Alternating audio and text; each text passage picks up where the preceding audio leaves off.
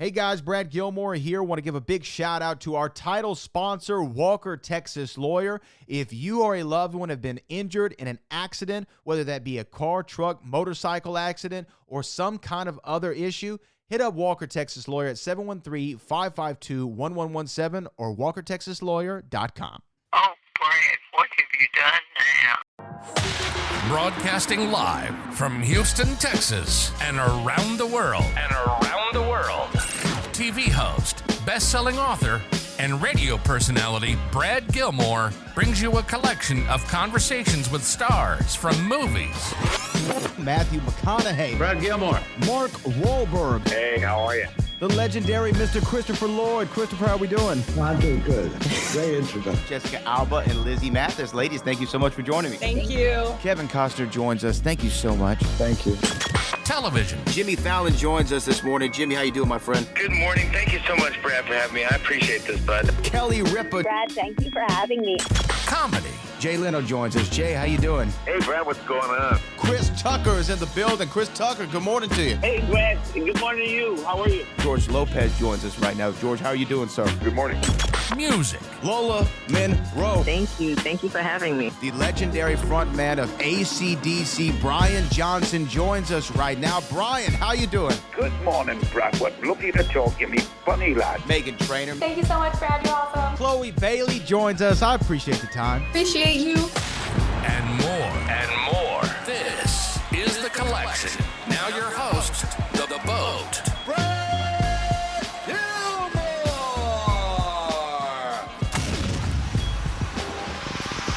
Hey guys, recently had the chance to talk to Trey Edward Shults. He's the director of Hurry Up Tomorrow, the new movie with Jenna Ortega and The Weeknd.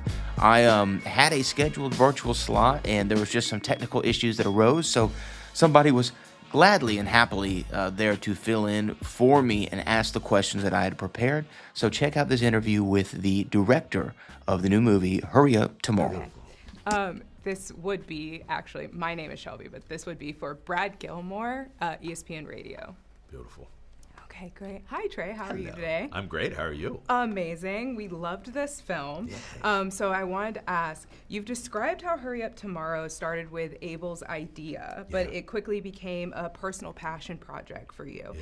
So how did you balance making it your own film while staying true to the original vision that Abel brought? It was shockingly easy because he basically brought me an idea, which was, kind of interrogating this thing that actually happened to him when he actually lost his voice in a stadium of 80,000 people. It was, I think, a very traumatic thing for him because, like, as a pop star, your voice was like your superpower. And then I can't imagine. I get nervous just doing this, us talking. So, like, performing in front of 80,000 people is hard for me to imagine, let alone like failing at that and letting everyone down. So the fact that that was the jumping off point, that was it, and that it turns out doctors said it was psychological. It wasn't literally like he tore his voice. That like something was going on with some stuff, stress, everything else going on in his life. And to me, so it was broad, it was open. There were no like, we have to do this. It was like pretty open, and that was exciting to me that he wanted to attack one of the most vulnerable things that's happened to him professionally. Yeah. That right there is like a really interesting jumping off point for me. So from there, too, also hugely, we met and I like loved him. I didn't expect we would hit it off that much. I was like, I'll take a meeting with The Weeknd. Who knows? That's cool. And then I just loved the guy. Like, we got along. We loved the same kind of movies. He had a deep actual respect and reverence for like the movies I had made. Yeah. And you can tell when someone's like BS and when they're genuine, and he was so genuine, and it just connected. And then right after that, a light bulb, like started outlining, sent it to him, bouncing back and forth. That started like met in October, outline in November, script in December, shooting in February. And it never happens like that. And Abel, every step along the way, and from that first meeting was like this, the only way we're doing this is if this is I don't want to sound pretentious, but like a Trey Edward Shults movie. Like, you need to make this your own film. Mm-hmm. And even when he first said that, I was like, that's presumptuous. I don't know. I don't know. And then, whatever. And then, but all along the way, it was like, every place my heart was going and what was really exciting and inspiring to me, Abel supported and was like the biggest proponent for me in the world. And it was like the smoothest movie making experience I've had since my first film, Krisha, that we made for $30,000, you know. So yeah, it was beautiful. That's amazing. So sticking along the lines of the collaboration, you know, with Abel and Reza, as you've said, it's been effortless and at times therapeutic. Yeah. So how did those, you know, deep conversations that you had with those partners shape the emotional honesty of the story and the character that Abel plays? Yeah, that's interesting. I mean, I think the big thing for me was these kind of therapy sessions, I call them, with Abel, of just so I could learn a lot more about his past. You know, you can look up a lot of stuff on it, but hearing it from him, from like being a pop star, you know, like full background, starting to have a career, life changing, who are the people surrounding him, where's his family, where are his friends, all of that. For me, that was the essential stuff of just, kind of like peeling the layers and learning all this stuff about Abe, that I could then like fuel into this alternate reality of like, I think it would have been so easy for him to be a very different human and have a very different life with his success. So I was kind of in this movie trying to channel what would that have looked like if he made some wrong choices and surrounded himself with the wrong people and taken that wrong path.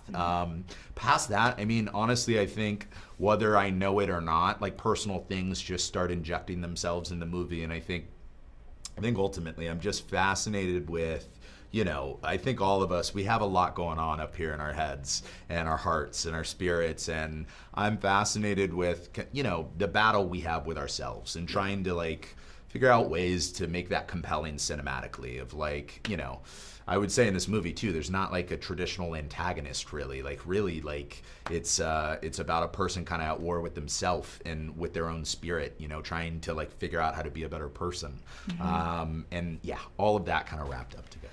Yeah, you know, there is a lot that is going up here, and the film really does explore that, explores insomnia, breakdown. It's like an existential odyssey. So what were some of the visual and storytelling techniques that you used to blur the line between dream and reality for the audience? I mean, I think it was important to me that all of that stuff, you know, there's a version of it where it gets gimmicky and it's kind of a mess tonally and it's not all connected. I think what was important for me is that whether we're in dream or reality, at times it almost doesn't even matter because it's all important.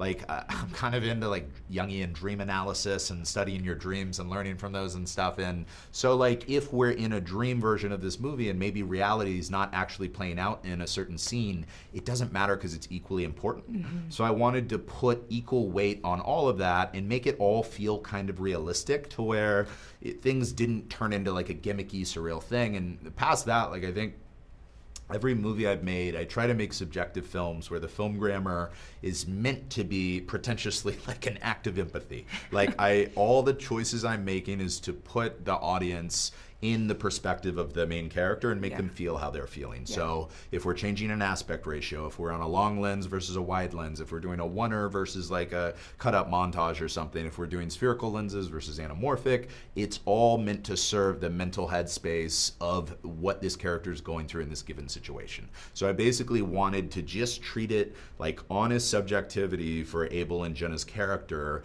and not kind of, I thought it was also, it's fun when you're watching a movie and you don't quite know, is this actually happening, is this not?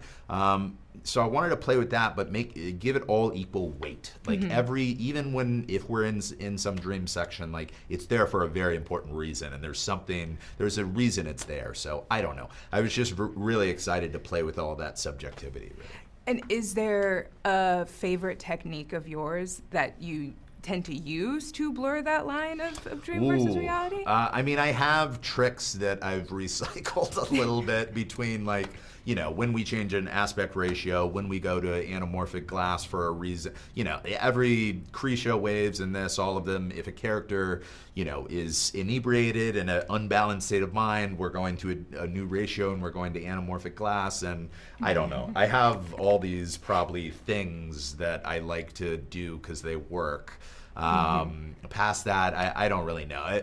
End of the day, though, like, I don't want all those. I never want this stuff to be a gimmick. And honestly, I never even want the dream version is people don't even notice it. You're just when you're watching it, you just feel it. And like whatever tools and whatever we're doing, why we're doing it, the story and the characters just working for you, and you're engulfed in it. You know, that's the ultimate goal. And I love that. And you know, you've mentioned in previous interviews that Hurry Up Tomorrow was designed to be a visceral ride and deeper layered experience for audiences. So how did shooting on 35 millimeter and the focus on the intricate sound design enhance the emotional impact of the film? Both huge. I mean, this is my first film I got to shoot on film. I love the aesthetic of film. I came up, like my first job was a film loader for Terrence Malick. I was loading IMAX mags and footage that was in the Tree of Life. And so I've always wanted to work with film. Getting to work with film for the first time here was huge for me. Like the craft behind this film is my favorite of anything I've made. I think it's the best from a craft perspective I've done. And my DP chase was amazing, and getting to shoot on film, it was like finally realizing with that aesthetic of 35 millimeter how I've wanted my films to look the whole time, you know? Right. And past that, sonically was amazing. I got to work with the great Johnny Byrne, who won an Oscar for Zone of Interest. He's an incredible sound designer. We did Waves together. So Waves was the same thing in terms of we were treating the sound design in tandem with the film grammar of subjective experience. If it's honest to how the character feels, then we don't have to use realistic sounds per se. Obviously, realism is very important, but we always want to be true to the headspace of the character. Absolutely. And that balance of sound design with music and their world. So for Johnny and I, we kind of got to take the aesthetic we built on Waves and push it further than we have before. And we spent a lot of time on the mix and on the Atmos mix, really hoping people hear it in Atmos and the 5.1 in theaters, because a lot of work went into it, and I'm extremely, extremely proud of it. Johnny is like a genius, and getting to work with him is a blessing. But yeah, all of that stuff was huge for this, and I love doing it. And quickly, as I need to wrap. Oh, okay, that's it. Thank you. Thank you so much.